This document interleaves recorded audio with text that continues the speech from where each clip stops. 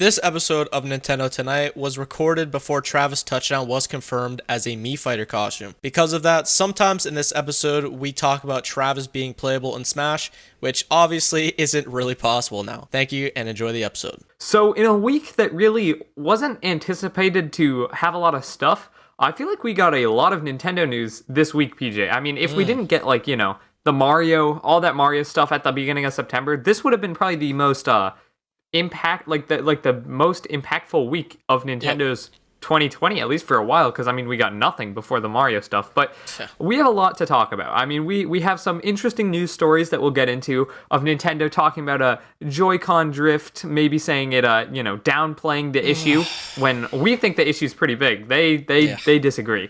They think the issue is a non-issue, and so we will talk about that. In a court, by the way, under oath. Yeah. Okay. Yeah, they did say that. I mean, I haven't looked too much into the actual legal what they're claiming in terms of the lawsuit. I'm actually going to look into that when I get some free time because I find that really interesting. But I'm not sure what they're exactly getting sued for and what they're claiming as their defense. But all I do know is that they said something along the lines of, "Oh, this is not a big problem." And we'll talk about that. I mean, you have a lot of thoughts on that, PJ. And then, the huge news, which happened yesterday, on the day we're recording this, Steve from Minecraft is in Super Smash Bros., which is just crazy stuff. I mean, man. that's something that happened. That I remember there were so many rumors back when Ultimate was launching that Steve would be in there. And then obviously didn't happen. And people were like, "Oh, okay, yeah, it's never going to happen." But apparently this sort of thing has been in the works for 5+ years. I saw PJ. Which a former Minecraft engineer tweeted that out, saying that he had remembered Mojang, maybe Microsoft at the time, and Nintendo having talked about this 5+ years ago. Obviously, we don't know if that's true, but we're just going to talk about Steve's inclusion overall because that is really huge news. I'd say the biggest DLC fighter. I don't know how you can't say that with Minecraft being the best-selling game of all time. Like this, I mean, I don't know. We'll get into that. We'll get into that later. And then, as has become a bit of a tradition around Nintendo tonight, we are going to be talking Nontendo section. You guys have been loving this portion of the episode, so let us know if you want us to keep doing it. Today, instead of a sports-centered Nontendo, we're talking about cinema and the movie industry, specifically the Marvel Cinematic Universe. So if you guys are interested in that, make sure to stay tuned because some pretty big news came out around that recently. And then, we're ending it off, as we always do, PJ, with the fan questions. The fan questions, yes, of course. Yep. And I don't even think I ever said it, but this is the 17th ever episode of Nintendo Tonight. Yeah, you didn't. Yeah, there you go. Yeah, made it a couple minutes in without saying the big 17. Yeah. Big 17. Yeah. For the next Nintendo though, we'll probably return to the topic of the NBA because by next episode, the finals will be over. It's gonna be a little bit. Well, I mean, they might, if the Heat comes up. Who knows? Well, we'll see. Yeah, I mean, it might be a little bigger gaps in episodes. At least for this time, because Thomas and I are both really busy with school and just life in general right now. So apologies if there's not as many episodes frequently as before. But we'll get through it and for at least for me, by December I should be able to kind of kick things back into gear. But just for right now, it's just so busy, man.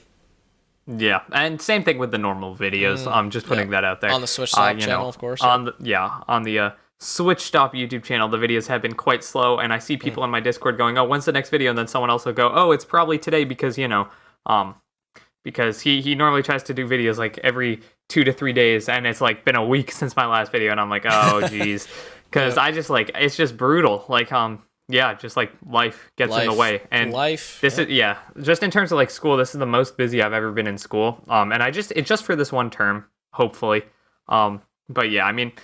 Hey, school comes first before YouTube. I think we would both agree YouTube's fun and all, but, Unfortunately, but... Yeah. Hey.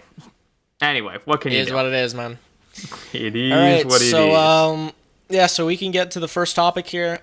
So a couple days ago, like it was announced that there was going to be a new Smash Fighter announced, and we were like, okay, cool, finally. Because in the last episode, we talked about how like ad was going around in Japan, and that was going to be taken down on the 10th.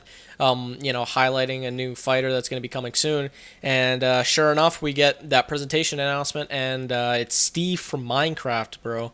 Isn't that insane? Like my first thought, at least, like as soon as I heard the skeleton sound, I was like, I can't believe they did it. I cannot believe they did it. But Oh man. I'm just happy it was not a Pokemon because I'm very upset with that series and that franchise right now.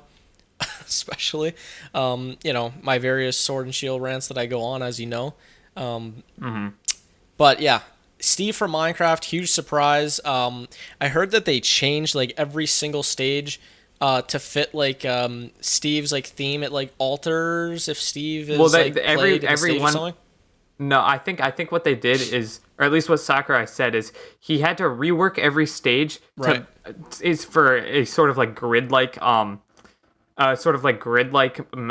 mechanic, because when Steve places down blocks, there has to be like predetermined grids, because Right. you can't just place blocks everywhere. They have to kind of snap together like puzzle pieces. So Right. it shouldn't really be something that we notice at all when we're playing the game, PJ, because it's like it's a behind the scenes sort of thing. So Yeah, of it course. was something that technically allowed them to make Steve's like block placing mechanic the way that it is. Right. But it was just it sounds like a huge technical overhaul in the way stages are worked, but I don't think it should impact the end user too much. Yeah, I mean, back to the inclusion itself. The first thing that I thought, honestly, was they really put two Microsoft representatives in this game, being Banjo. Obviously, like you can kind of count that as Nintendo, but it's not anymore, unfortunately. And then obviously Steve from Minecraft, and it's like, dude, they really put two Microsoft reps in this game. And then people are still predicting that, obviously Doom, which is owned by Bethesda, which just got bought out by Microsoft. And then also, Master Chief has been heavily speculated. And, Doom Guy or Master Chief, a lot of people have been saying they are wanting to see and has been long speculated for quite a while. So wouldn't it be kind of crazy if we got three Microsoft reps in the game? Like what are your thoughts on that? Because I was just like, wow, I can't believe they actually pulled this off. Well, there's a couple things there's a couple things you can kind of take from that. But I mean, if you count Fall Boy as the Mii costume, he's owned by Bethesda. I mean, technically, back when that happened, which was at the start of this year. Yep, they were independent, right? Or no, was it the start of this? It was like in the Min presentation. That was where Fall Boy came. It was so like February. I can't do it. No, I think that was like June. I think. I don't know. I mean, anyway. Dude, like March 2020 between now, which is October 2020, has seemed like a complete blur. Like it's just so weird and different, right? It's so weird because it feels like it's taken like so 3 long. years. Yeah. But then at the same time, I can't pinpoint like what happened when, because it feels like it all went by. It's all mushed together anyway. Yeah, damn pandemic, dude. But the thing with the Microsoft characters, like kind of coming back on track, is the funniest part about that, to me at least, is the characters that the most iconic Microsoft characters, quote unquote, that are actually in Smash Bros. No one really thinks of them as Microsoft characters, and that just kind of goes to show how Microsoft's like first party output has been kind of lacking. I mean, Halo, Master Chief, he's the Microsoft guy. Like, he's who you think of when you think of Microsoft. Halo, obviously, Halo Combat Evolved with the original Xbox. Halo Combat Evolved is one of the greatest games of all time, and it's responsible for the entire Xbox brand today. If that game was not good when the original Xbox came out, Xbox would not exist as a brand today. True. And it's kind of funny to think that, Microsoft or, the Xbox division would rather put in Banjo-Kazooie and Steve from Smash, who are obviously both highly requested fighters. You could even make a case that both of them were more requested than, I keep trying to say Doom Guy because, I mean, they look somewhat similar, but Master Chief. But it's just, it's weird to think that Microsoft is okay letting those two guys in, but then, from what we see, not Master Chief yet. Which I kind of get, because, as I just said, Master Chief is the one Microsoft character that's like truly a Microsoft character. Like that's who you think of when you think of Microsoft. So maybe they don't want that guy playing with Nintendo just yet. But I don't know. It's just weird to see how Microsoft handles their properties, and it's going to be really interesting to see how they handle the purchase of Bethesda coming up because. Yeah. I mean, they said that they were going to Yeah. let them work like semi-independently, right? I think Yeah, that was the term that's they what they used. do Yeah. generally. Yeah, yeah. Like they'll probably let Bethesda, you make their games independently and then swoop in at the end and be like, "Hey, this is a Xbox exclusive," and the Bethesda's like, "Okay." But the thing with Microsoft is they're really weird with their exclusives because they got like, Microsoft or Xbox is owned by Microsoft, which is owned by or which owns the Windows operating system. Right. So they get, they like that's why Xbox Game Pass is on PC and all that stuff. So like it's gonna be very interesting to see how much the Xbox brand, because the Xbox brand as a whole is doing the most interesting stuff in terms of gaming right now. Like with their Game Pass, they're pushing streaming harder than like Google Stadia, which is a streaming service, which is funny. They're really taking a different approach because I think they've kind of realized that hey, we can't really beat Sony. Sony is just like the PlayStation has just built up such a reputation. And I mean, if you look back, Yeah. I'm pretty sure PS1, PS2 both demolished the Xbox or the respective consoles they were going up against. PS2 demolished the original Xbox. Xbox 360 was the winning Xbox in terms of 360 sales. was the only Was like winning. yeah, the only Yeah. console I would say like took kind of the W in that generation. Like But Microsoft if you look back on it, yeah. actually the PS3 outsold it because they cut the price of the PS3 towards the end of that console's Right, lifespan. But right. yeah, I would say overall the Xbox 360 took a dub.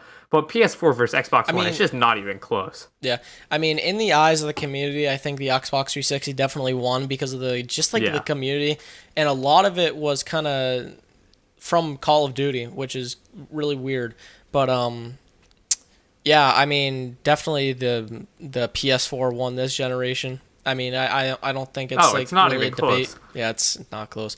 And then I don't know if we've talked about this on the podcast before, but Xbox One X sales went up by 747% on Amazon. And it was saw that. because people thought they were buying the Xbox Series X, and then the Wii U was trending.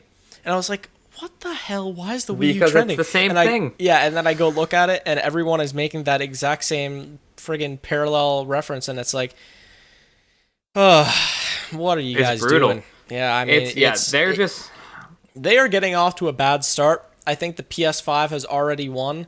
Like, Jesus, man. Like, it's rough for them. Anyway. That's what I'm saying is, like, Microsoft is not trying to compete with the PS5, as weird as that sounds. From everything they're doing, it seems like they're trying to position Xbox as like hey, buy the Xbox, subscribe to Game Pass, and you get all these games. It's not your traditional console anymore. Because, I mean, even when you buy an Xbox game, it no longer, says at the top, like, Xbox 360, Xbox One. It just says Xbox. So they're positioning Xbox as less of a physical product you can touch and more of a service, which is funny because you still have to buy the consoles, but the Xbox service does now extend to PC with Xbox Game Pass. Does extend to your phone and stuff with Project X Cloud, and all of those platforms also have their own version of Game Pass. So I feel like that's really the end goal for Microsoft. For sure. Which is just, I don't know how it'll work out for them, but I'm really glad they're trying it because they're innovating and trying to push gaming forward, which is, I mean, as Nintendo fans, that's what that's what we love to see. So. Yeah, I mean, I think Nintendo is always going to be behind with that, at least. I mean, like, like, we don't have, like, discs anymore, and we have, like, similar DS cartridges, except even smaller, or you can, like, download the games. But I was just having a conversation with, like, weirdly enough, my dad, because we were, like, in the mall because we had to, like, do some errands or whatever, and we walked by a GameStop, and I was just, like, saying, the new systems that Sony and Microsoft are putting out have a system that can only download games and doesn't have a disc drive, and I'm like, I bet you in 10 years, we won't have, like, EB Games, which is, like, the GameStop here in Canada. and stuff like that. Like these video game stores are gonna go bankrupt because I mean, like, Yeah. what are you gonna do? Sell online codes in a store? Like, no, you can just do it at home. So I think if the PS6 and the Xbox Series, whatever the hell, the next generation after this, like 10 plus years into the future, I think it's gonna be like fully cloud gaming for sure from those companies. Really? Yeah. So you think by cloud gaming? I just want to clarify here. Yeah. Do you think and by the way, we'll get back to Steve in a second for you guys who are talking. But We just got so sidetracked. Yeah. I mean, this is an interesting topic though, like the future of gaming. So Yeah. by cloud gaming, do you mean something as in kind of like the PS5 that doesn't have a disk drive where you Right. download Yeah. everything Yeah. via the internet, Yeah. or do you mean streaming? Like, do you you don't even download the games, you play them on like a computer? Well, maybe. bay? Because Because that's where I think the industry's heading, too. but I think that's like decades from now. Yeah, I mean that's possible. I mean, like I think it really might just go into download only, and then disk drives are just like obsolete now, or not obsolete now, but obsolete later. I mean, that seems like the direction they're going in. I mean, as long as they expand like the disk size, I don't see the issue, right? I mean, Yeah, and I mean that's what PC gaming has essentially done. Who buys PC games on a disc anymore? No one. But you used to do that. Yeah, I mean, like, I know you Microsoft Flight bought Simulator. Yeah, I mean, you bought like World of Warcraft, which like I never played, but like you bought like those games on disc in like the early 2000s and stuff like that. Yeah. But like, ever since Steam has become such a popular service and so prevalent in like the community and everything, you obviously don't see that, and you see the competitors like Epic Games and Origin and whatever the hell everyone else is doing, right? And Those are so bad. Oh yeah, well, They're brutal. Oh my god, I could rant about Origin and Uplay Steam and Epic. Epic, yeah, Steam and Epic are good, but Origin and Uplay are just utter garbage. But anyway, that's neither here or there. But anyway, I think GameStop and like all those like video game stores are probably gonna shut down within the next like, I'm gonna put the max at 15 years, but it's possible it's 10. Because and I mean the virus has not helped that situation. It's just I mean their stock is just brutal. Yep. I think GameStop stock is actually it was at like $2 per share, which is not good. Like I'm gonna look it up right now, but it's just not good. Wow. Yeah, I mean like if they go in that direction, Yeah, right now it's $10 a share. Well, I think I'm pretty sure I saw it even lower than that before. That's horrible. Yeah, I mean, honestly, the only thing that could keep them alive is Nintendo. Like, seriously, think about it. Honestly, yeah. Like, yeah, dude. they were at March 30th, 2020, the day Animal Crossing New Horizons came out. They were at $2.80 per share. Wow. That's just... Wow. Damn, I would not want to be a GameStop investor. Yeah, so last thing on this, like, console war / GameStop shutting down thing, it's not going well for them. I think if the industry does go in that direction, at least they got 10 to 15 max more years, unless obviously they keep to discs and all of that. But if not, if that isn't a thing, then I say that GameStop would either have to turn into a retro, quote unquote retro, gaming store, or just they're done, because there's no other option if you're not selling like the new generation consoles / games. I mean, like, technically they could sell the consoles, but like Best Buy would sell that, right? Or yeah, no one would go to. Yeah, like why would you go to GameStop for that when you could just go to Best Buy, right? So it's like I find that like just like even silly for anyone to think about that. Anyway, back to Steve and Super Smash Bros., which is a Nintendo game. We just got so sidetracked for so long. Apologies about that. Anyway, it's insane to me anyway, because I played Minecraft as a kid and all that, over like 10 years ago I played Minecraft so much. And to see that come full circle now, Steve and Alex in Smash, alongside Mario and Sonic, and it's like, dude, what? Like, it really is the biggest crossover game ever. Oh, 100%. I would be, I mean, I feel like that's undisputed, though. Yeah, oh yeah. I mean, I think I would, like, if I was like 10 years old still, or like 7 years old whenever I played Minecraft, I'd be freaking out. Yeah, me like, too. Like, that was like the coolest thing of all time. I'm gonna be honest though, I didn't know who Alex was. Like, I looked her up She's like the female version of Steve. That did not exist when I played, or at least I didn't Yeah, know me of it. neither. I knew of it, but I didn't play when it was. Yeah. Yeah. I stopped playing Minecraft right before the horses update. I think it was like 1.16, but that could be a lie. No, it was like 1.7. I'm not even going to try. I don't know. I But don't know, dude. I don't know. right before the horses came out is when I stopped playing. And then, I never played again. And then it kind of became popular again. And then I was like, oh, I played it once or twice here or there. But like the fact that Steve is in Smash, it's a very momentous moment for gaming. It For also sure. it means a lot for the second fighter pass, which we will get into later, PJ. But Yes, we will. just the fact that there were some people who thought that, hey, maybe the second fighter pass has no first party or has no third party characters because of Min Min, they were like, hey, maybe this is just only first party. This is just what Nintendo's going to use to advertise other games. Because, Yeah. People think, okay, well, they advertised Three Houses with Byleth. They advertised ARMS with Min Min. So are they Which just I don't not... think that really worked, by the way. Like, who is playing ARMS right now? I don't know. But anyway, I mean, it was nice to see some ARMS representation anyway.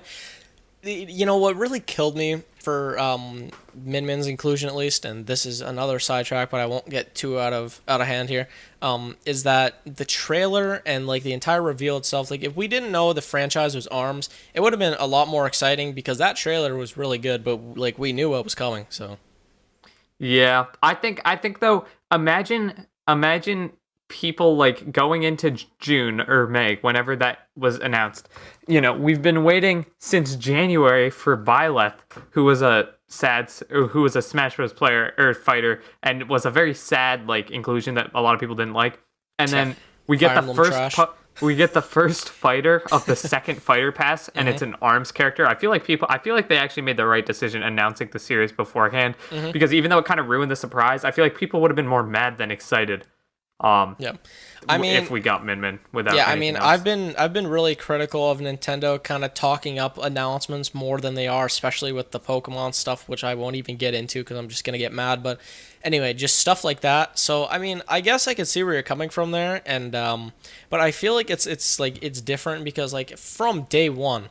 From day one, since like Smash 5 was announced, or like Smash 5 speculation, which was Smash Ultimate's, placeholder name, obviously, in, the speculation land, I guess. I said the first two characters that are going to be in are Inkling and Springman, and I was 100% on the dot with Inkling, of course, because Inkling basically just missed the cut in Smash 4 because like Splatoon was on the rise, but the pass was over and Bayonetta got the spot, which I'm still really surprised about, but it does make sense. But yeah, Inkling obviously made the cut as they should have in the last game. And then Springman we never got, and then we got Springman as a assist trophy. I was like, damn, I mean, we're never going to get an ARMS fighter. And then we have Min Min. So it's it was pretty interesting for sure, but in the grand scheme of things, just this roster and Steve being included in it now, like Minecraft, and just dude, I just can't believe it. I could never even imagine starting back all the way from Brawl, going to Smash 4, and what they did in that game I still thought was amazing. Then going up to Ultimate, bringing all these old characters back, these Nintendo fan favorites, like King K. Rool. You made Ridley possible. You brought Steve from Minecraft. Like, dude, there's just so much stuff, and it's like so like happy with the team, like regardless of what complaints I may have about the Fire Emblem characters. I'm just so proud of Sakurai and like the team for like making this whole thing possible because it's I don't think it'll ever be done again. It's a crazy project they got going here. Yeah, I think we agree, and I think that just boils down to the point that Steve cemented Smash Bros. Ultimate's legacy as the video game crossover. Like not even the video game fighting game crossover, like the video game crossover. Because now we have, I mean, hey, Minecraft technically is indie representation because like it is, but it isn't. But if you think of like the indie boom of like the late 2000s, early 2010s, which is where like Minecraft, I don't know if Roblox counts, but like Minecraft, Roblox, Cave Story, Spelunky, Undertale, Five Nights at Freddy's, like all those games that were huge. Yep. And really took over gaming for a while. Yeah. We now have representation of that really important period of gaming history in Smash Bros. Yeah. So I think any, like, even if you, regardless of if you wanted Steve as your character or not, you cannot make the argument that Steve does not well, A, does not deserve a spot, and B, does not cement Smash Ultimate's legacy as the ultimate best, gaming crossover. Yeah. There's no comparison. No pun intended, the ultimate crossover, or the ultimate crossover of gaming. But yeah, I completely agree with you. Steve definitely cemented that. And then I guess we can just get right into now, shifting over to our next segment, which is, our Fighter Pass picks. Like, dude, we have Min Min, and now we have Steve. We got 4 more, I believe, because there's 6 total in this Fighter Pass 2. So you said last episode that you think that Travis Touchdown is going to be the 3rd fighter of 6 in this pass. And for how the timing is going, I think that is very, very, very possible to come true. I think that's probably the most likely when you think about release dates / just like the likeliness of the character being in it. I mean, Nintendo IP technically, right? So yeah, I mean, basically. Yeah. So yeah, what do you think about your pick now? I mean, are you still sticking with it for Fighter Pass 3 because you thought that it was going to be Second Fighter? I said, nah, too early. Yeah, no, I'm going to be honest, I just don't really care. Like, I've never really played a No More Heroes game. But I just think there's no way. Are you there's confident no way with your pick though? Yeah. Yeah. Oh yeah, 100%. I'm saying I'm 100% confident with my pick. I'm not saying he's 100% in, but I feel totally confident in saying that and not like, getting roasted in the comments. I think. I mean, it's not like an absurd pick or anything, right? So. Well, yeah, I think he's probably the only character that I could say has a greater chance of getting in than doesn't. Because you can look at characters like Geno and you can look at characters like Crash, and you can say, oh, they have to be in. I mean, who else would they pick over them? But people have been saying that since, like, I mean, for Geno, literally since, like, Brawl since we learned he was cut in Melee. Since Brawl, people have been saying, oh, Geno's got to be in. And what are we now?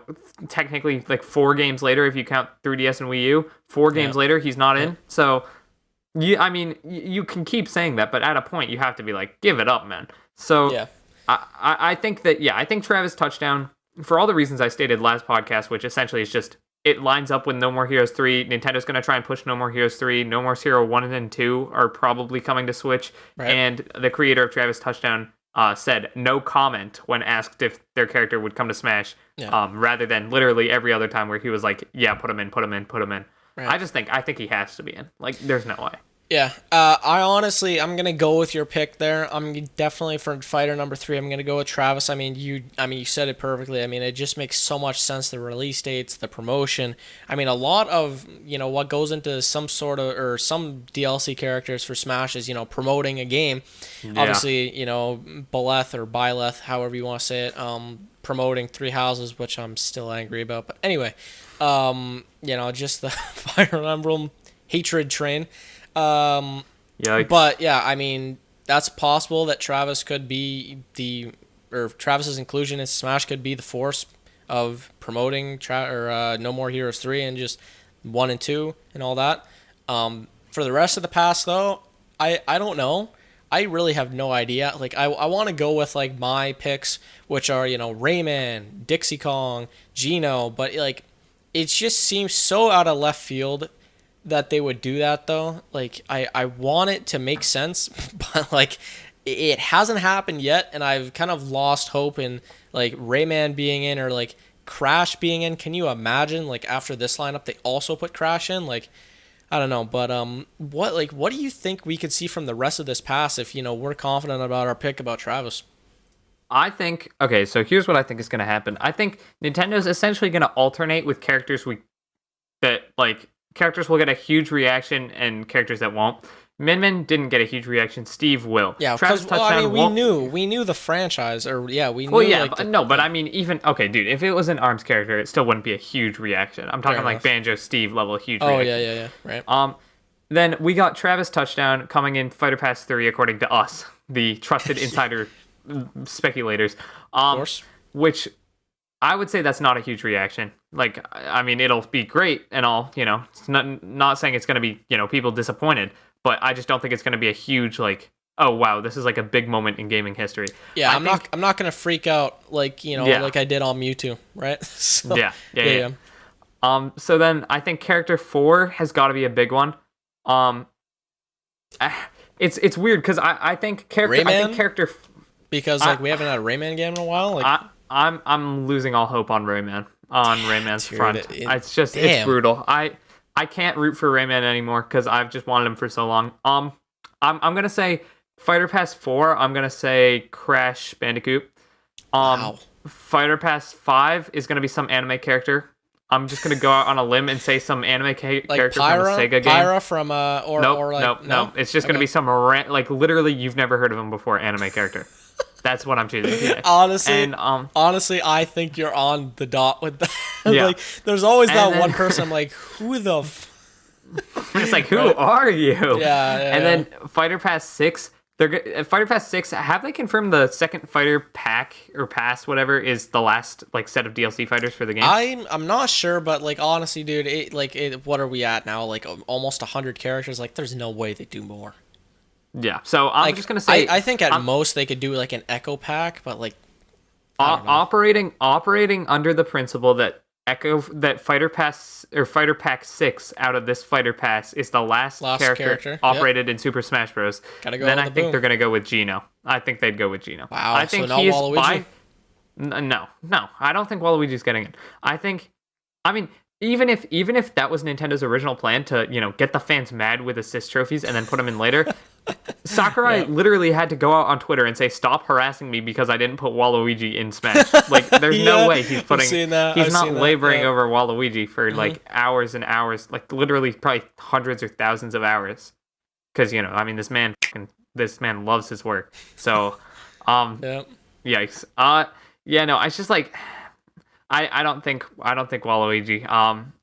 I just can't see it. So I'd say Geno probably. Yep. Just because I think they'd have to end it with a bang. And I think Geno's probably the most requested character. I don't even think Sora is possible. Sorry to break your hopes and dreams, PJ. I just don't think Disney. I don't know. Yeah, no, I honestly, like, I've lost hope. I mean, I'm always gonna root for Sora, but I mean, I just think he's never gonna happen, man. I mean, Disney. I mean, I don't know what like the ownership or the copyright is with that. I don't know the situation or anything, but I just like kind of doubt it. I feel like they got to go out with a bang. I think Waluigi would be kind of crazy. You said it though. Like, the fact that Sakurai came out on Twitter and said that, I mean, it's just like, dude, there's no way. There's no way that after the fans like hated on him and told him all these horrible things, he's gonna like fold his deck and freaking put Waluigi in the game. Yeah, like, just no way. It's not happening. Yeah. So I think they gotta go out with a bang. Like, if that's Geno, or if it's Paper Mario, or if it's like somebody huge. Like, I don't think Paper Mario's a bang though. Yeah. Do you think would Paper Mario be considered a bang? I think when you say that, I don't think anymore. I think the Paper Mario series has peaked and has been going downhill ever since. I mean, I think the Origami King kind of like went up a little bit in stock of Paper Mario, as in like the perception from fans, but like in terms of like how beloved and like legendary it was once talked up to be, I mean, I think they've kind of choked that after Sticker Star and like and Color Splash, even though like people have said that's like not that terrible of a game. It's not Thousand Year Door or Paper Mario 64, right? So hey, it's strange. I mean, I do think they definitely have to go with a bang, though. I mean, for some picks, I'm gonna have to almost completely agree with you. Like, I really want to say Rayman as well, but I just can't like say, which characters exactly. I mean, maybe Dixie Kong, maybe Rayman, maybe Crash. I mean, I think that would be insane, even with like Crash 4 coming out on like PS4 right now. Today. Today that we're recording this, that would really surprise me, by the way, especially with it being released. But Final Fantasy VII Remake has not been on Nintendo consoles, and it looks way too good to be on Nintendo consoles. So yikes! Although they did bring Final Fantasy VII to Switch, which is kind of funny because that was the game that was like famously not on a Nintendo console. Yeah. So hey, I mean, that's kind of cool. It is. But yeah, I mean, we'll have to see. I really do hope that the rest of this pass is amazing because so far I think they've done very good with the first two choices being Min Min and Steve.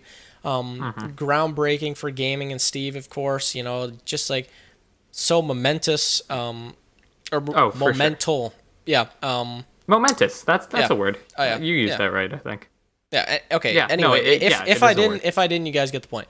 But yeah, it's insane. I'm so glad that they have started so well with this Fighter Pass because as we've talked about before, Fighter Pass 1 we both kind of regret buying because like we would have only bought Yeah. like Banjo and like maybe Joker, I don't think I would have bought a single character. wow. I'm gonna be honest. I Yeah. don't think I would have bought Coming from not. the guy that says that Yeah. Banjo Kazooie is a better game than Super Mario 64, I'm shocked that you didn't buy Banjo or you wouldn't have bought Banjo.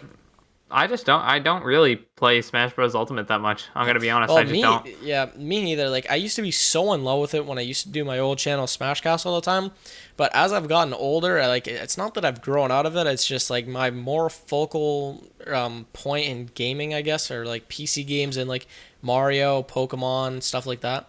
So I kind of have drifted away from VR, bro. Smash a little bit.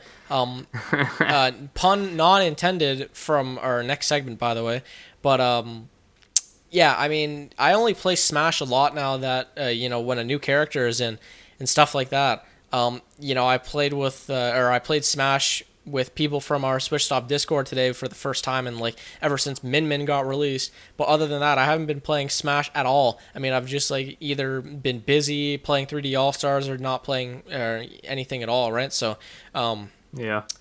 yeah, I mean, that's it for me at least. But I just Yeah. hope that the rest of this pass is really good because they've had a great start.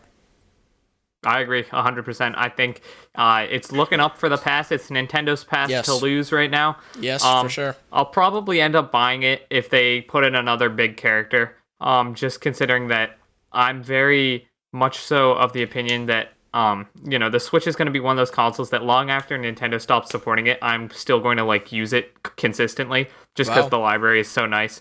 So I feel like Smash Bros. Ultimate is one of those games that like I feel like 5 years down the line I could see myself getting really into. So I'll probably end up buying the pass just for that reason, which doesn't even make sense. But Yeah. hey, if I can justify it to myself, sure. But yeah, I don't know.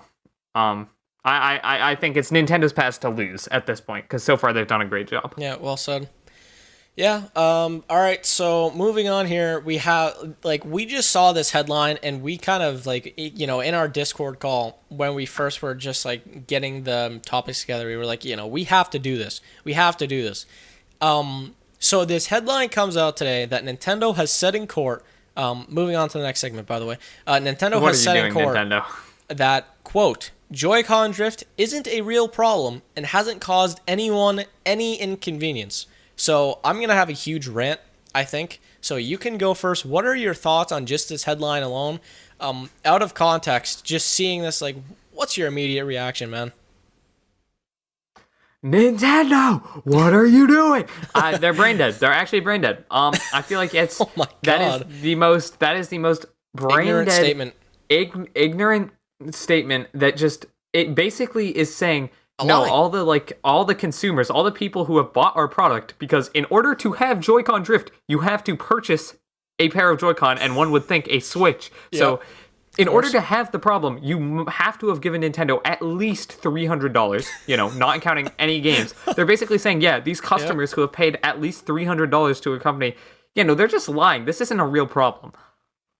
Are you on crack? That doesn't even make sense. How can you say it's not a real problem when it messes up the controls on the control, like the part of the controller that you use the most is the control stick. The left control stick is the most used part of any controller.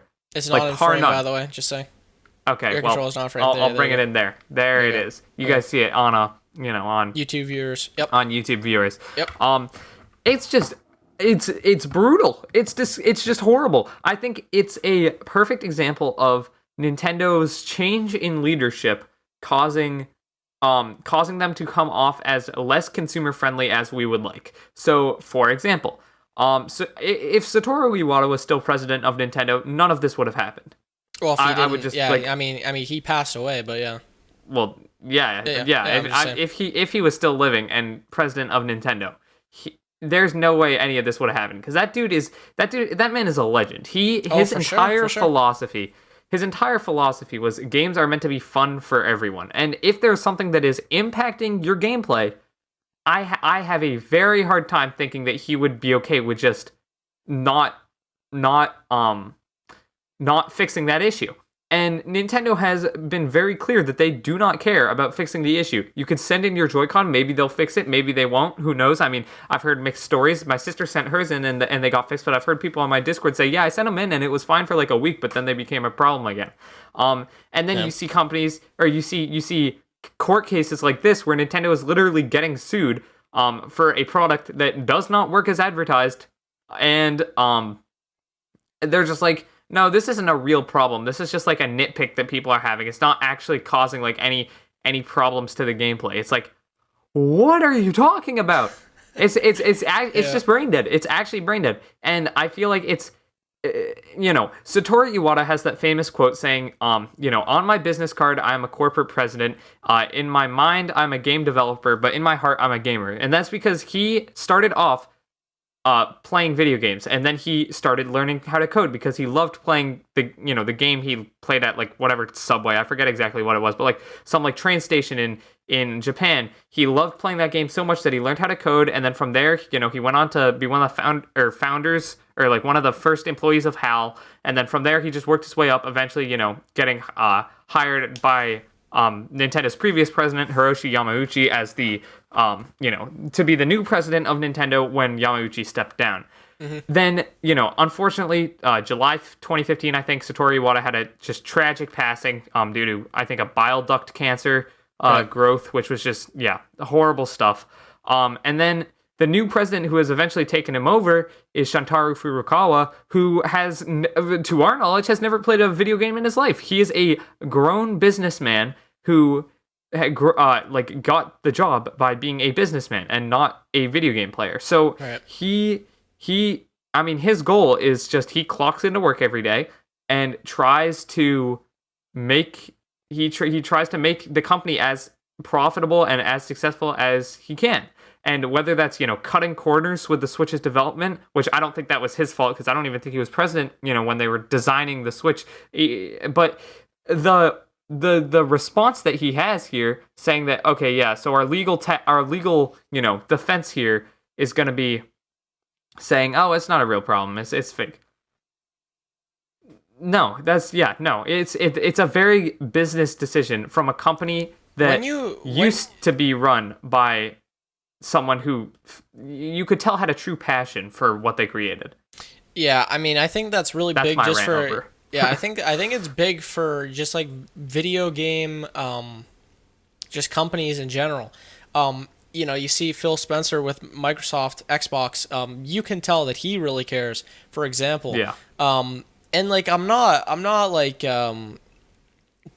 for a better term, I guess, I'm not crapping on Shintaro Furukawa, but obviously you can tell the difference between Iwata and his way of, it is leading the company. For sure. And, you want to have somebody who's like actually interested in what they're, doing there. Right, like with video games, have 100%. Some sort of pass like that, like Iwata did, right? So, I mean, it's tough. I mean, like I'm still blown away that in playtesting you don't get something like Joy-Con drift. Like, I don't know how that even becomes a thing. I don't know how, when like the console first starts shipping, you have a bunch of units bricking on the dock and everything, and just like those type of issues. Then you have Joy-Con drift. Like, come on, it's really sad. I mean, they are very lucky. They're very lucky that the Switch did so well, that this new gameplay concept and the titles they've put on this system have been so great. Because if they didn't have it, like if they had like the Wii U's library, for example, and like their launch titles and everything, and then they put it on the Switch on top of Joy-Con drift, on top of the bricking consoles and everything, it would have been a back-to-back console disaster for Nintendo, and they would probably be still having to hold on that 3DS lifeline, like, please, please carry us, please. They would. I would honestly wouldn't be surprised if Nintendo went full mobile if the Switch failed. Full mobile games. Yeah. Yeah. I mean, they honestly could have went the route of like Atari or Sega, because the Wii U, there were years in the Wii U's life cycle where Nintendo was losing money. Like, their yearly profits were in the negatives. Yeah. And if that happened again with the Switch, I'm not saying, they wouldn't have lost all their money. That Nintendo has hundreds of year history, or like literally they've been around for 100 years, and their video game division has been around for 30 plus. So I'm not gonna say they wouldn't have gone bankrupt, but investors would have been jumping ship. 2 straight consoles with negative profits. It would not have been good. It would not have been pretty. They're very lucky the Switch succeeded. For sure. I mean, I even had Joy-Con drift. I'll tell my story here. So obviously, we've seen, or we've You're heard a survivor stories. of Joy-Con drift. Yeah, I'm a survivor, dude. Right. No, I actually tweeted out the day that I got my Pro Controller, Joy-Con drift free as of blah blah blah, whatever the date was, right? Yeah. Put that in your bio. That's a monumentous occasion. Well, I mean, I already have Super Mario Sunshine Pachinko Warlord, so I mean maybe later, but it's it's got to stay there.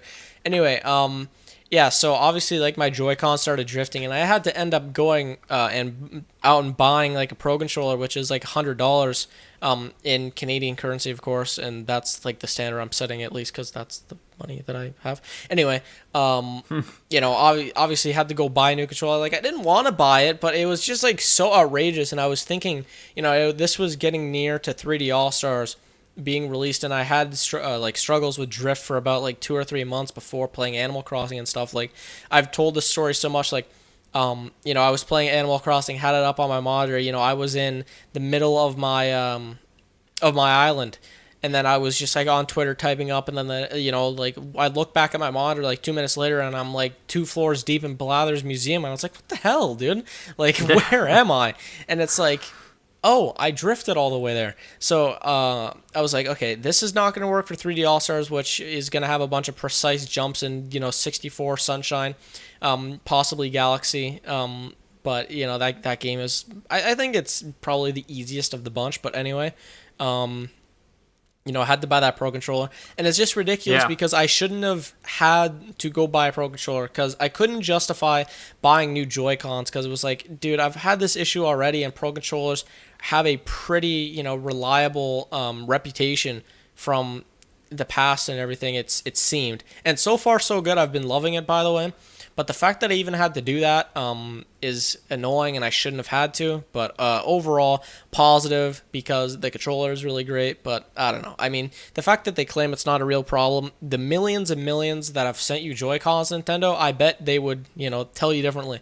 And the fact that you even have a policy set in place where if you have drifting Joy-Cons or have an issue with it, send them in, we'll fix them. And then you deny in court that it's an issue and that it's not a real problem and that it hasn't caused anyone any inconvenience. What do you mean? If anything, Brandon, it's causing you inconvenience because you're the ones having to fix it every month. Come on. Yeah, But it's brutal. It's I don't even know how you can claim that and how they would get away with that. But anyway, it's man, what the hell? And, again, they are so lucky. They have this amazing game library and all these benefits that they've had on the Switch. Because if they had the Wii U's launch library and just the Wii U's library in general, they'd be screwed. They would be totally screwed. You had back-to-back console releases, the Wii U's naming, the promotion, the library, the launch titles, and everything like that, complete disaster. And ended up having a lot of good titles, the middle of its lifespan and nearing the end, but it's you couldn't catch up.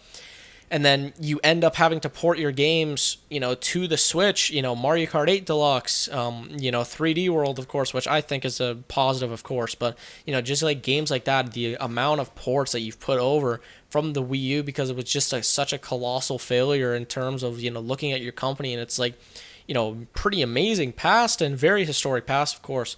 And then you have that. I think Nintendo, what they have to take away from this whole situation is that they are very lucky. They are very lucky for sure. I don't know if they're going to win in court. I mean, I would assume they are because they're a $1 billion company and they'll, find the best lawyers to tiptoe around any sort of issue, even if it's valid. But anyway, that's my thoughts. No, I exactly agree. Everything you say, I agree. Yeah, 100%. Anyway, there you have it. Okay, so now if we're all done here, you got any closing thoughts before we move on to Nontendo, or? Not on Joy-Con drift. I mean, pretty much it's just the same thing we both said. It's a stupid situation. Nintendo's very lucky the Switch is doing well, and they're treating their consumers that made the Switch do well, like garbage, which is just not something you want to see, especially from a company not named like EA, Activision, or Ubisoft, because it's a bit out of left field. Yeah. Yeah, for sure. I guess Ubisoft doesn't treat their customers like garbage, only their employees. But we'll move off that topic real quick. Anyway, okay, so moving on to Nontendo here. Obviously, this is Nintendo tonight, and we're going Nontendo. We talk about non-Nintendo topics. My new favorite segment, PJ. Yes, me too. I just love talking about non-Nintendo things on the internet because after 3+ years of exclusively talking Nintendo, even a Nintendo fan such as myself will get a little burnt out, one might say. So whenever I get to either tweet about VR or talk about Nintendo on this podcast, it's like a freeing feeling almost, because it's like, hey, I can just talk about whatever I want. Kind of nice. For sure. I mean, I think even in the future we can do a fully Nintendo podcast. We can do Nintendo That'll be tonight. Great. Yeah, sure. Oh man. So we've talked about the NBA in these past episodes here for the Nintendo segment, and we'll talk about that next week. Or not next week, the next episode, whenever the heck that is. Talk about the finals and what that result or where they are in the series. So all right. So, in the Marvel Cinematic Universe here, obviously all of the Avengers movies and all that stuff, if you're not quite, knowledgeable, but, a $1 billion franchise, I mean, who doesn't know, right? Yeah. So, in Spider-Man 3, being the Tom Holland Spider-Man series, they have announced, or Jamie Foxx himself has announced that he is returning as the villain Electro in the Tom Holland Spider-Man movie. And for some context, for those of you who may not know, in a previous Sony Spider-Man franchise, The Amazing Spider-Man, Jamie Foxx also played Electro in that. So he's now going to a whole other series playing that same character. He said in a statement that he's very excited and, he's going to be not blue because his appearance in that movie was people were very skeptical about it, of course, and apparently they're going to have him in his comic book suit in this. So in terms of just like Spider-Man in the MCU, I think it's like a really cool kind of reference to the past, at least. A lot of people have been thinking that this is now going to be like reference to multiverse because the picture that he like had on his Instagram had like 3 Spider-Mans on it or something. So like we don't know if he's suggesting that. But that would be a killer. That would be a killer post-credits scene. Yeah. Oh, like my. Spider-Man, like after Spider-Man 3. Spoilers, by the way, for Far From Home and every other movie in the MCU. I'm just gonna say right now. Like imagine, Peter Parker, because at the end of Far From Home, you got J. Jonah Jameson, played by the impeccable J.K. Simmons. Yeah, that's another past actor coming. Wow.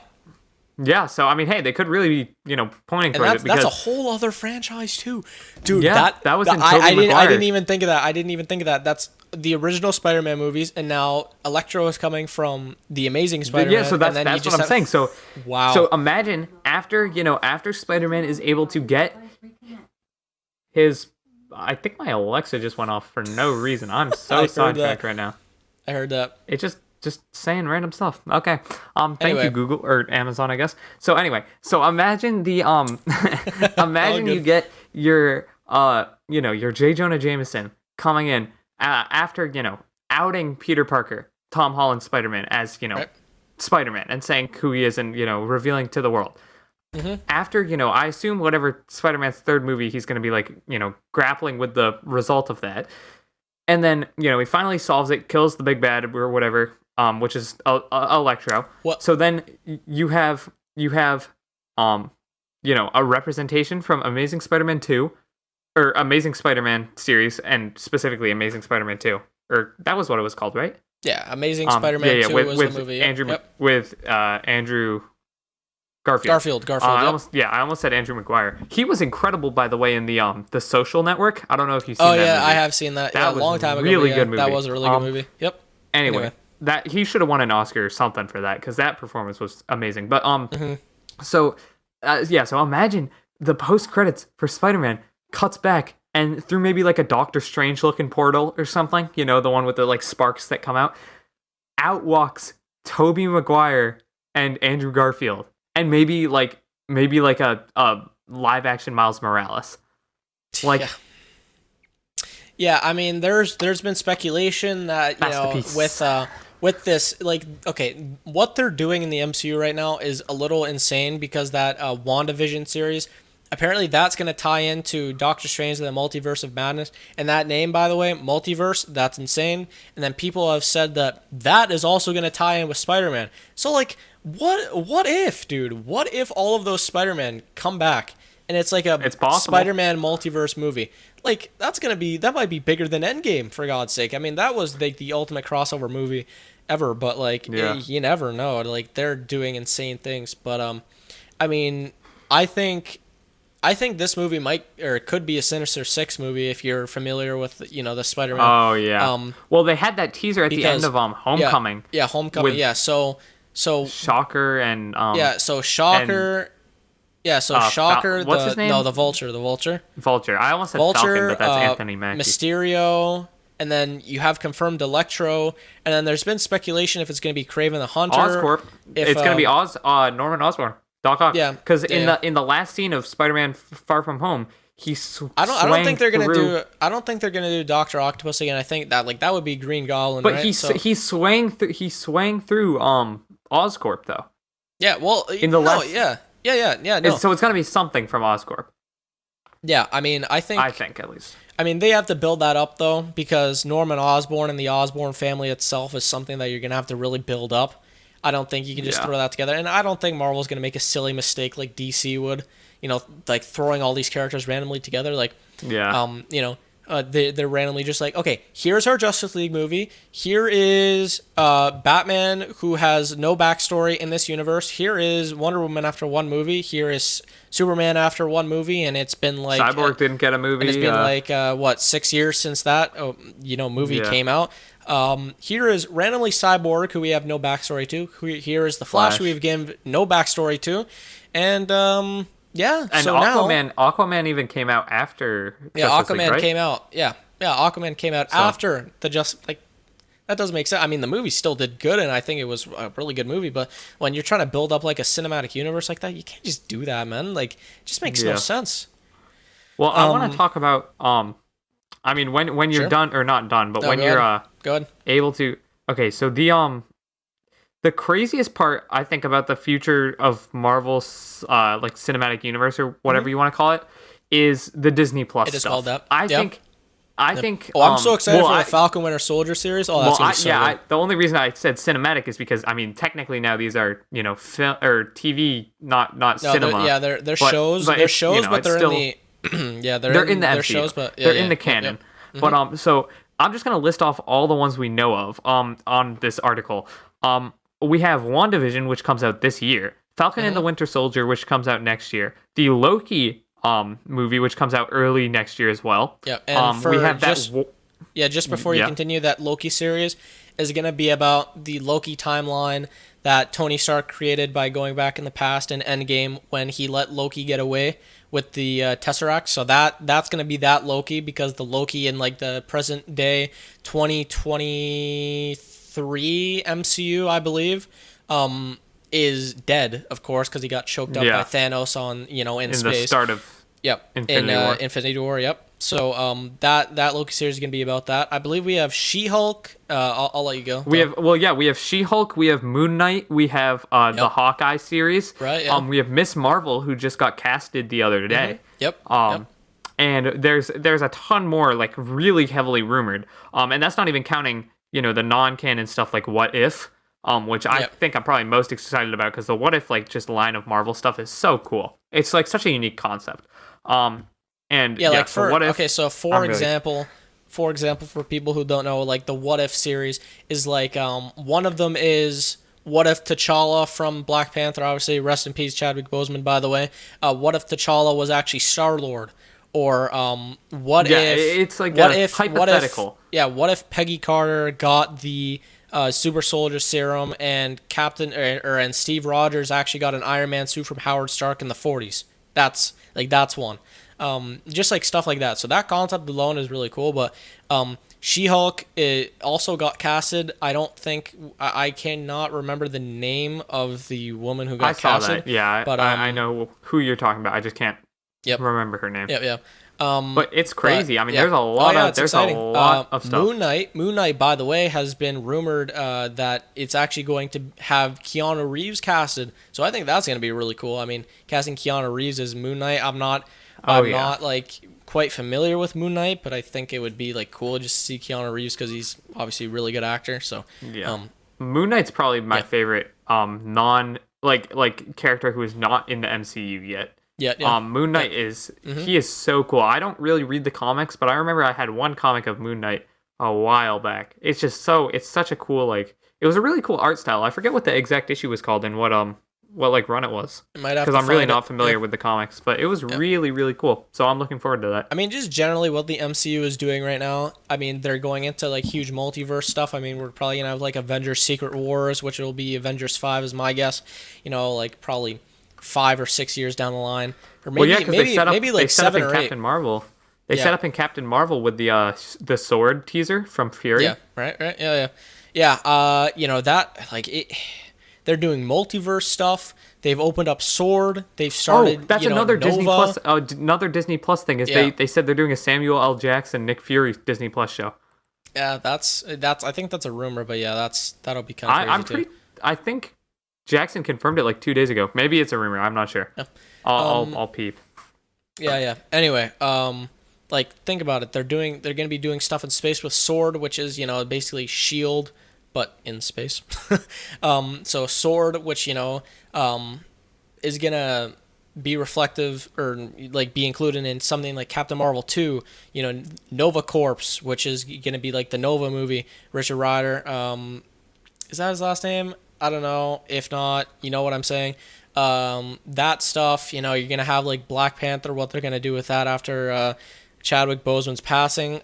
By the way, with that, I think they're just gonna give the mantle to Shuri. They'll probably, pass him away in some respectful way and give the mantle to Shuri.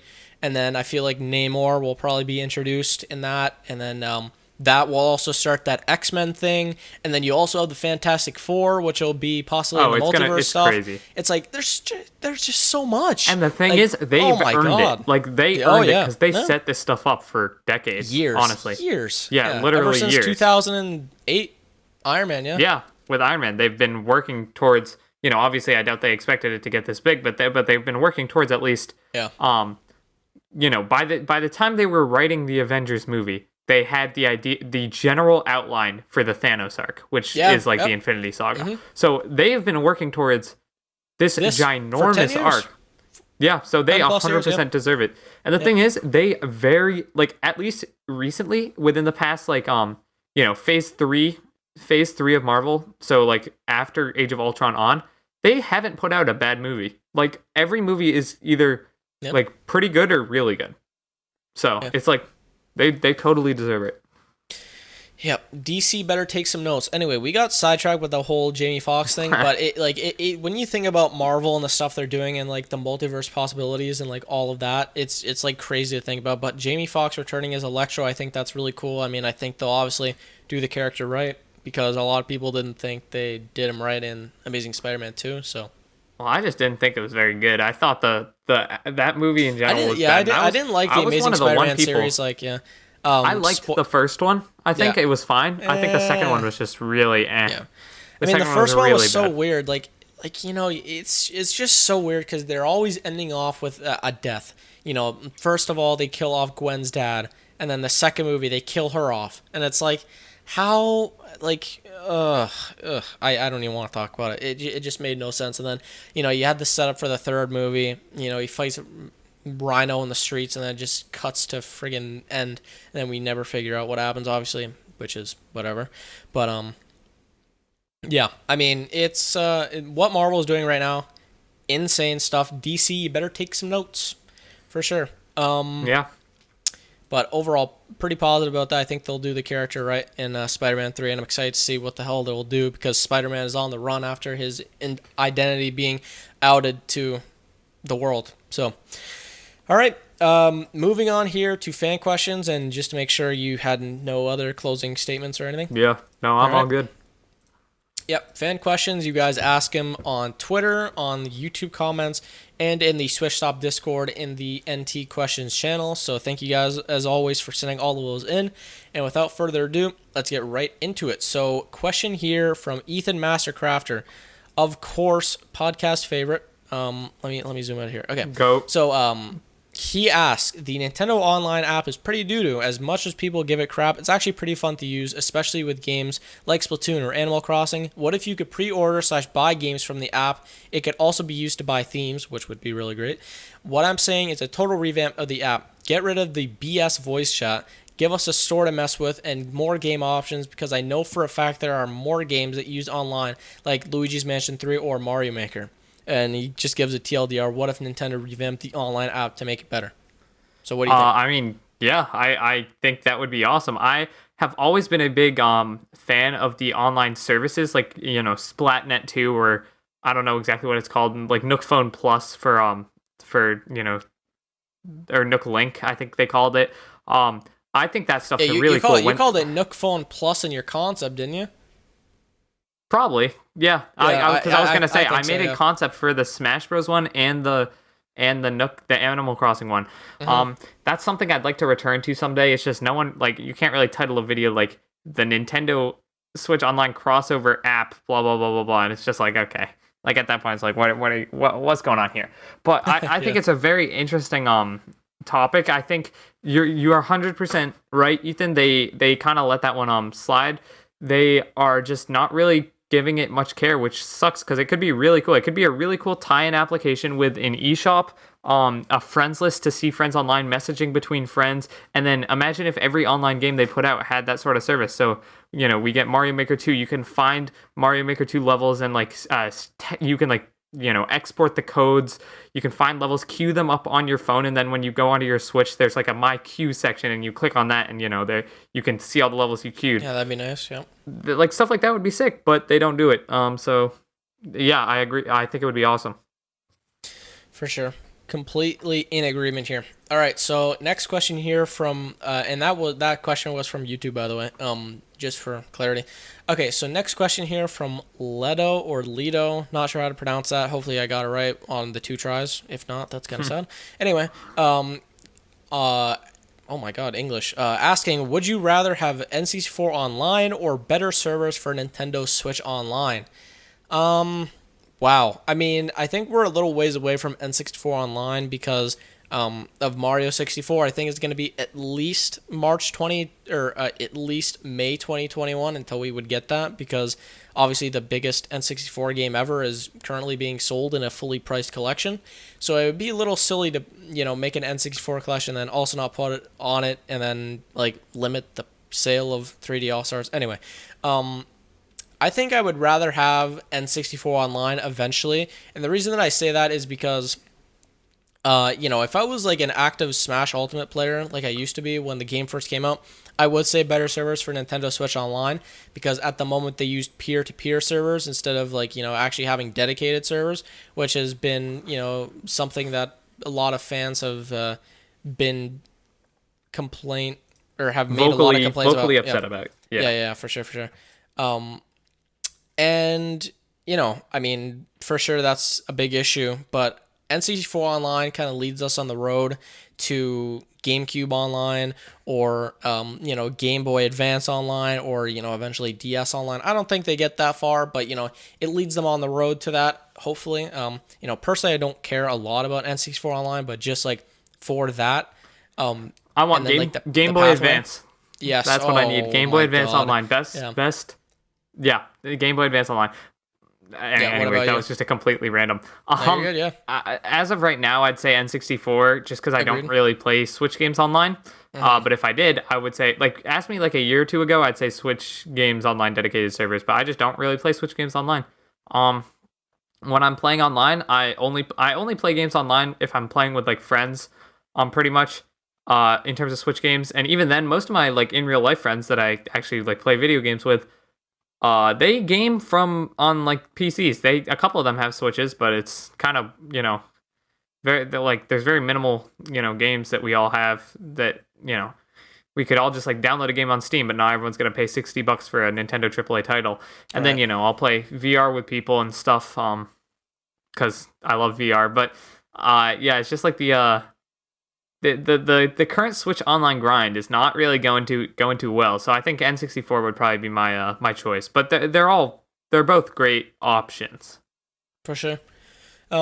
Yeah, I mean, N64 online would lead us on a great road there, if we get that far. So hopes are up for sure. All right, so next question here from Discord from Chezzy Copter asking, what was the first video game that you guys ever played? You go first. I don't know. Yeah, I gotta think. I gotta think too. So my first console was a Game Boy Advance SP, the gray one, or the dark gray one. So yep. This one right here. No, it's a little darker. No, it's the dark gray one. Oh, okay. Because I got the like silver one. Yeah, I see that. I think it might be Pokemon Emerald? It might be. It really might be. I'm not too sure if that's exactly the first game that I've ever played. I may have played like a NHL game on the Xbox first, but like what was most memorable, at least to me, for like a first game played, definitely Pokemon Emerald. I mean, that was where like my love for the Pokemon series and like Nintendo honestly generally started there. So that's me. It was either Pokemon Emerald or Pokemon Leaf Green. It was one of the two because I had them in like in a very similar time, obviously, because they were both technically third gen games. Obviously, it was remade, but yeah. So yeah, I'm thinking as hard as I can. I don't really necessarily remember. Well, think about what was the first console. What was the first console that you ever played? That's the problem. Is I think technically the first console I ever played. Okay, well, if we're going way far back, I had this like a leap pad thing. Okay, it now was that doesn't count. That doesn't count. I remember I had a Star Wars game on it though. I was like Jedi Master, so I don't remember. But yeah, no. The first console I had, or the first console I played, I think I played on my cousin's DS Lite. Right. And then I really wanted a DS, and then I didn't get one, and I ended up getting a Game Boy Advance SP at a yard sale, and at that time, then I got into Pokemon Sapphire, which I have right here. It's in the cartridge if you're watching this on YouTube. Yep. Yeah. But the problem is, at around that same time, like give or take a year from that time, I also got a Wii, or like my family did, and on there I would play Wii Sports and Mario Kart and Mario Party 8. So yeah, I don't exactly remember which one happened first. But the first single player game I ever got really addicted to was Pokemon Sapphire. Just blanked on the name there. And the first multiplayer game I ever really got into was Mario Kart Wii. Yeah. Yeah, I think me too. Right. I think that is the first multiplayer game I seriously got into as well. Like oh my god. Either Mario Kart Wii or Minecraft, obviously, because that was a multiplayer game. Oh yeah, that was a big game. One. Wait, I totally forgot. Club Penguin. Yeah. I think I did Club Penguin before any of that. I don't remember though. I don't exactly remember what time Club Penguin released or when it was when I played it. Yeah, I remember that that was I played games played Nintendo games before Club Penguin, because I remember I got a Club Penguin game for Christmas, and it came with like this like plush or whatever, and inside like the penguins like shirt or whatever had a code for like some cosmetic in game or whatever. So Yeah, I know what you're for a talking about. fact I know for a fact that I played like Nintendo games before that, but definitely Club Penguin was a huge one for me as well. But yeah, That was crazy. I had like the books. I remember there was me like a too. choose your own adventure books. I had the books. I had the dojo The cards. puffle. The puffles too. Yep. What The was it dojo called? cards. Spin Jitsu. What was it?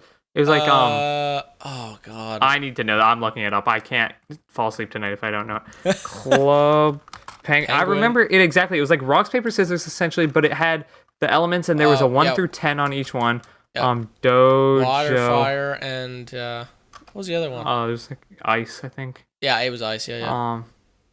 Card Jitsu. Okay. Card Jitsu, that's what it was. Yeah, yeah, that was really fun. Is. You With the black sensei. belt grind and everything. Yep, with the sensei, of course. Yeah. So that's our answer at least. All right. So let me see here. All right. So next question here from Gold Toad. Fire, water, and snow. Sorry for the interruption. All good. It's technically snow above ice, and I remember that because they would throw snowballs at each other in the animation. Right. All right, so next question here from Gold Toad Gaming on Discord asking, could you discuss how you think Super Mario 3D World plus Bowser Fury's Online will work? So I know you've, done some videos or talked about this in videos, but I mean, you can just kind of sum it up. What do you think? I think how it'll work is essentially they're going to have, it's going to be co-op. You're just going to be able to get in a lobby with someone and then choose a level you want to play. And then the dream is that they also include a versus mode that is ranked in the same way that Mario Maker 2's is. That is my hypothesis / prediction. Well, no better person to predict that than you, so I'll go with that. Also, I would just like to point out, prior to that question, I had not mentioned 3D World once in this podcast. That was intentional. Wow. Yeah, you can rewatch it. I didn't once, unless I slipped, but I don't think I did. No, you didn't. You did not. So. Yeah. All right, so next question here from Dan from Discord asking, do you think that Nintendo has completely scrapped General Directs forever? If not, when will the next one be? I don't think that they've scrapped General Directs forever. I think the pandemic on top of just like the certain announcements that they've had this year have kind of made people think that General Directs are over. But I don't think that at all. I think that we'll get a direct in February or January 2021, showing off either a Switch Pro, which sounds crazy, either a Switch Pro or Breath of the Wild 2 title and all that, and just giving some insight on what 2021's library could be for the Switch, because obviously we don't know a whole lot yet other than 3D World, right? So, I think you shouldn't put your hopes down for directs quite yet. But I do have to admit, if they're going to continue these partner showcases, I'm getting a little doubtful because, we haven't had any definitive answer from Nintendo about, what the hell they're doing with their directs, right? So we'll see. I mean, I hope that directs don't go away because I personally really enjoy them. And they, gather a lot of hype for Nintendo games and the announcements generally. But, I wouldn't quite put your hopes down yet. Yeah, I agree 100%, I think.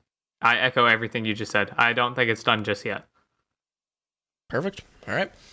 So next question here from Uppermost Player from Discord asking, all memes aside, do you think Waluigi will ever be playable in Smash? Why or why not? Well, first of all, he is an assist trophy.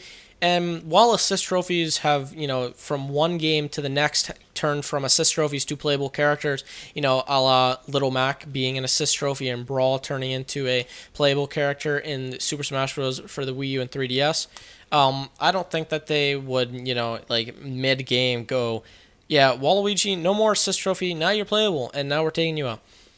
The entire meme of Waluigi itself is just like Sakurai trolling the entire community, basically saying, no, we will not let you have Waluigi. We will not let you have that perfect line of Mario characters being Mario, Luigi, Peach, Daisy, Wario, Waluigi, all be playable. No, we won't let you have that.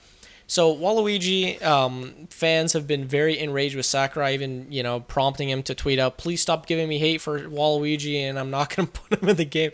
Or I'm just paraphrasing, but something like that. Yeah. But, like, just like Waluigi being It's not in. happening. Oh yeah, it's not happening. Like Not although happening. Waluigi Not this should be game. in because that line of characters I just gave you, like it's silly that Waluigi wouldn't be playable, but it's such a meme at this point with Sakurai and everything. Like they're not gonna put him in. I would love to see Waluigi playable. It'd be hilarious, but I just don't see it. No, What about yeah, you? I agree. 100% not happening. I mean, hey, don't get your hopes up because I don't think it's happening. So, Yeah. yeah, that's my thoughts. All right, so last question here from Zachary McFink from Discord asking, who are your dream Smash characters that will never be in the game? Mine is EGAD. I'm going to go with Sora. There's just no way. Obviously being like a Disney character technically, or like, being involved with Disney IP with Mickey Mouse and everything, Mickey and Donald and like all of the characters in just Kingdom Hearts alone from like the Disney characters generally.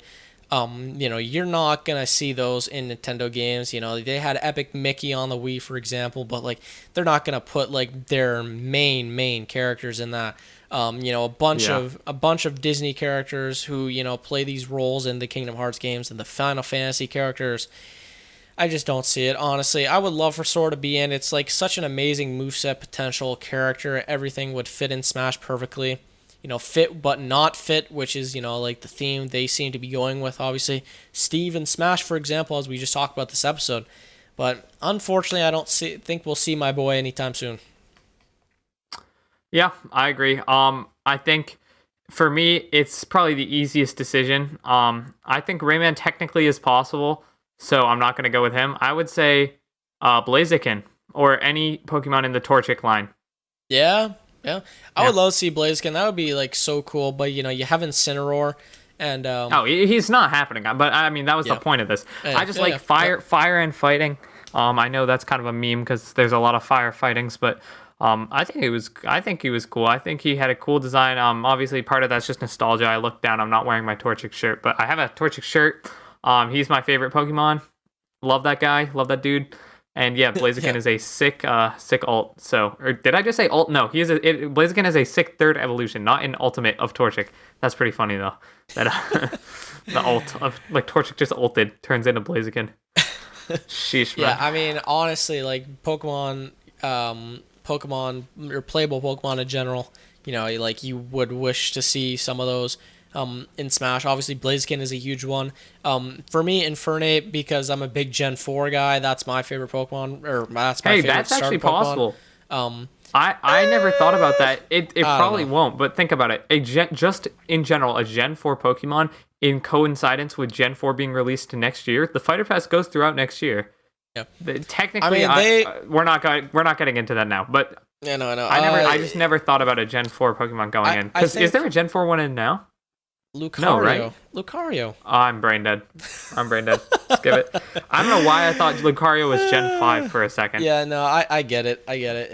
It's a tight timeline at Yeah. least. But I mean, if they were gonna put in like another starter Pokemon, it would be Rillaboom from Sword and Shield, which I hate that game. But anyway, they're missing a grass starter in the Pokemon outside of the Pokemon Trainer Pokemon. Obviously, we have Incineroar and we have Greninja, and we're missing that grass Pokemon to also fit in with that iconic trio, of course. So Rillaboom, if there was gonna be a Pokemon in Fighter Pass 2, it would, for me, it would have to 100% be Rillaboom because that's like the only thing missing, right? So, people have said Toxtricity has been a really popular Pokemon in the Sword and Shield generation. I don't even want to call it the number because I'm just so embarrassed.